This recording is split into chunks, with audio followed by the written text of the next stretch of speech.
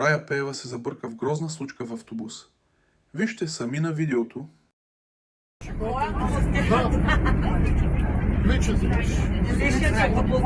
Аре, гледай какво става. Гледай какво става. Той идва на жена на къщи. Виждате ли какво става, а?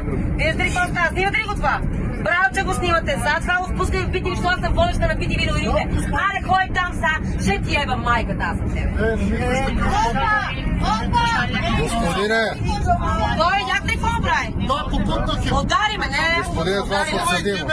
Я попутнах. Това ме удари, не. Удари шамар. Видяхте и чух. Удари ли шамар? подсъдимо. Той ми удари шамар. Ти ударил шамар. Той ми удари шамар.